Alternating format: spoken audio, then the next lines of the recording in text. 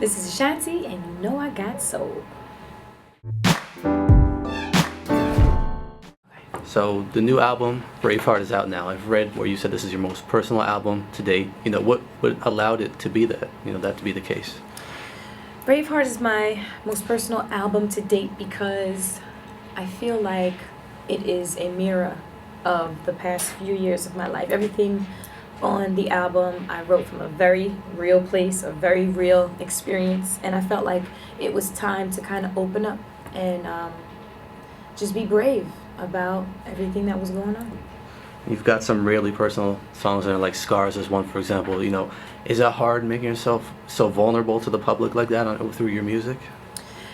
This time around, it wasn't as hard because, again, I haven't put out an album since 2008, so I feel like there's a lot of kind of filling in the gaps that has to be done. So I felt like if I'm gonna talk about my movement and being brave, hence the title Braveheart, you kind of have to be very honest and open. Right. It doesn't necessarily mean I'm just gonna put everything on blast, but it definitely does mean I'm gonna open up a lot more, from interviews and radio and just being, a little bit more transparent because I think nowadays you need it. Right. And even though it's been so long since the last album, like you mentioned, 2008, you can still hear that signature Ashanti sound on songs like Nowhere. It's radio friendly, but we can still hear the growth in your music. How important was it for you to keep that signature sound?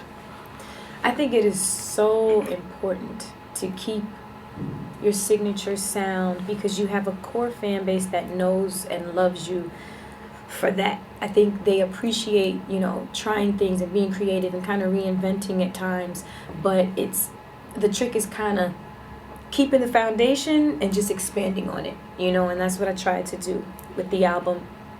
And it's really what I love. Right. Like when people say, you have a sound, I think it's for a reason, Right. and it's funny when a producer, if I walk into a studio and the producer's like, yeah, I got that Ashanti. It's a great compliment. Right. So, with Braveheart being your first independent album, how are you going to measure the success of this album, compared to how you used to in the past? Being indie and measuring the success of an album, for me, a large part of the pressure is completely off because the reception of the music has been phenomenal. Like, the reviews of the album and just people talking about how much they love it and they love the songs and how, they can relate to the whole thing. That was one of the most important parts to me, just making sure that people love the music. Right. Right. I'm very fortunate enough to have had a very successful career. So when people talk about numbers, I can still say, hey, I sold a lot of records, I hold records. Right. And sustaining that is really a blessing, So am I going to beat my Guinness Book of World Records first week? Probably not. But I'm cool because I did it already. That's awesome. Love that approach. Now, this album was highly anticipated. Fans have been waiting, for so long from you, and unfortunately had a few pushbacks along the way. How hard was it for you to have to, keep pushing it back because fans really wanted to hear the music? Well, I definitely have to clear up. Although the blogs and the internet is a wonderful place for people to visit Right. and get information, sometimes that information is false. So I saw a lot of fictitious dates that were posted, Okay. and I I realistically only posted, I believe, 2. And I would see different dates all the time, and sometimes I would be like, where did they get that from? Right. Or I would post a promo pic, and they would be like, oh, this is the album cover. Oh, no, there's another album cover. And I'm like, these are just promo pictures. I didn't say they were album covers. But I'm like, okay, get them out there. Right. But I definitely did push the album back myself because I wanted it to be perfect. I wanted it to be right. And I wanted it to tell a complete story. And it was important to me because it's like, if the last time I put an album out was 2008 and I'm putting one out now, it has to be worth it. Right. Definitely. So it doesn't make sense to take all that time and it not be perfect, or at least perfect in your eyes, in my heart. Right. That makes sense.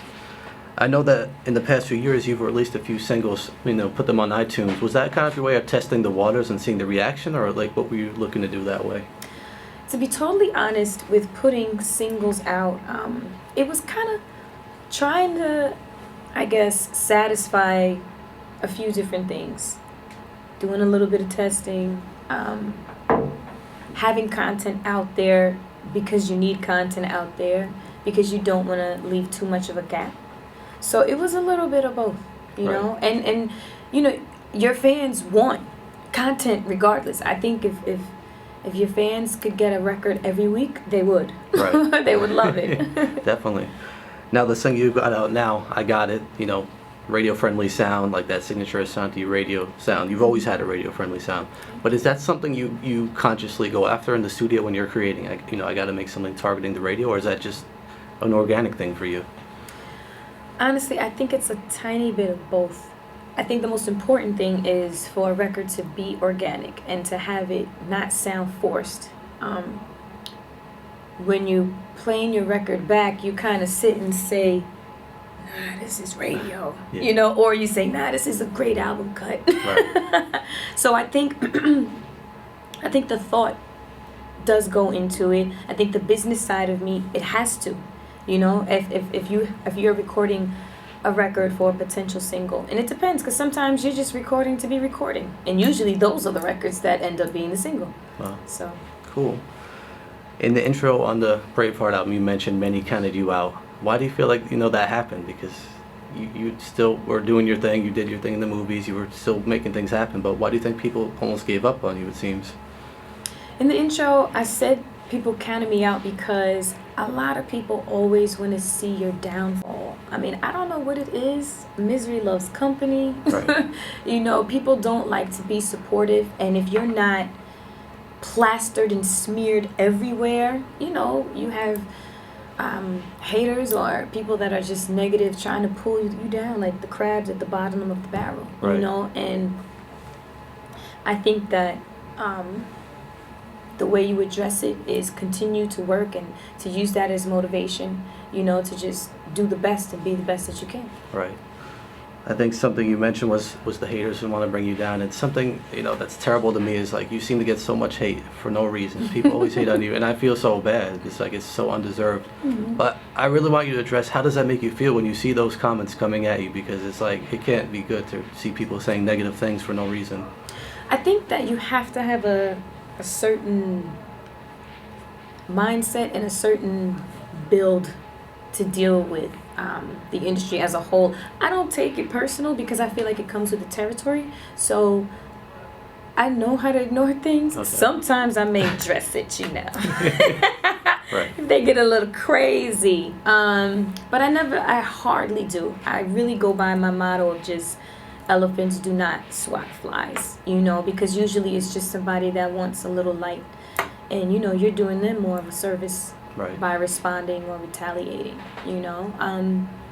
But I feel like if people aren't hating on you, maybe there's something wrong, You kind of, you have to be out there enough to have people have something to say, good, bad, or indifferent. Right. Great point. Just finally, to wrap up the interview, I want to touch on your history a little bit. I was reading that, when you were 17, you were discovered by Puff Daddy, and you performed for him and Biggie. Is that true? Can you take us back to that real quick? Fairly true. I was about 13. Oh, wow. Yeah. And how was that whole situation? I was around 13. I went and auditioned for Puff, and we were shopping a deal, and I sang a Mary J. Blige record in his office, and Puff did a test. I don't even know if I ever told this story. Puff did a test with me. It was me, my mom, my attorney in the office, and I'm sitting at his desk, and he pulls out like a cologne, like the Muslims used to sell, the little oils, and he's like, I want you to smell this. This is a new fragrance that I'm working on. So I smelled it, and it was terrible. Like, it smelled like garbage, like hot, stanky onions, and it was like so gross.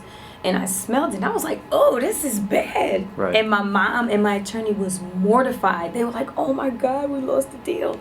And Puff just started laughing. And he was like, I just wanted to see if you were real or not. I did that on purpose. This is terrible. So, and that was the first time I met Big. He came in, and I got a 8x10 autograph from him, and I was super, super excited. And we actually got the offer. Wow. You know, Puff offered the deal, and we didn't take it. Right. And I ended up getting a deal with Jive. That's where we went. And eventually, how did you end up with Murder Inc.? How did that situation come? I had 3 record deals before I ended up with Murder Inc. I think it was Jive first, Epic Noontime second, and AJM third. And there was a person that used to work with my team that had a mutual friend that used to babysit Irv Gotti. And they hooked up the meeting. And I went to Irv's office, and he was very rude. He was eating Chinese food and had myself, my mom, and another business associate sitting on the couch waiting. But it was kind of like a word of mouth thing. Right. You know, it wasn't, we specifically, you know, searched for it, but it kind of was an organic word of mouth thing. Right. Cool story. So that's all we have for you. Anything you want to add? Let me see. You know, just to let people know, with me running my own record label, Written Entertainment, and this being my first project, I'm just really, really grateful for all the support.